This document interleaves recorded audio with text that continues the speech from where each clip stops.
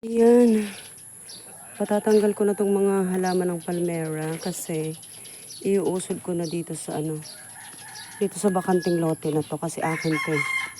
Itong daan na to ay sa amin. Pinahiram ko lang muna to sa mga naan ako giyate ka. Sa mga dumadaan dito.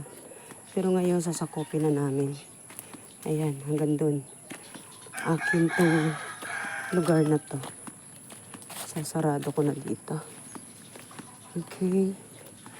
Open pa pala dito eh. Ayan. Tatanggal ko na to lahat. Iuusod lang. Para lumawang na yung bakuran ko.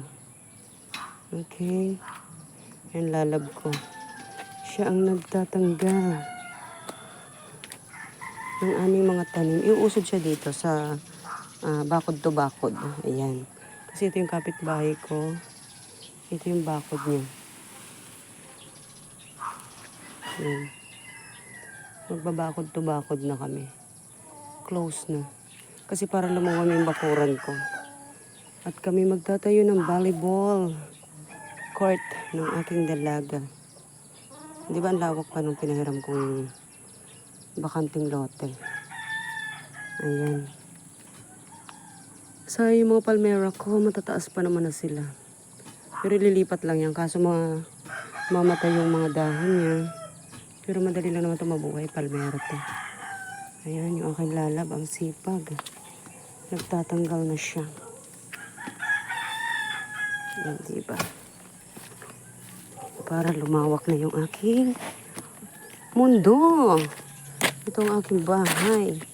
Hindi ko muna bibidyo ng bongga kasi may mga sinampay.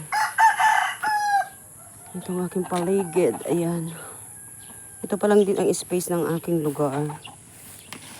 Kaya lalawak yan pagka nasakop na yung dating daan. Ito ang aking bakuran. Yan, pagtatanggalin lahat yan. Di ba sayang, mataas na siya. Tatanggalin lahat yan. Ayan. Hanggang doon sa dulo. Iuusod siya ng bonggang-bongga. Tsaka ako napakita yung aking balay kasi dami sinampay. Ito pa yung aking bakuran, yung likod. Ayan, yung likod. Mas lalawak yan pagka natanggal na lahat to. Kasi sasakupin na namin yung daan na binigay ko. Yan, tatanggalin lahat to, pati ito.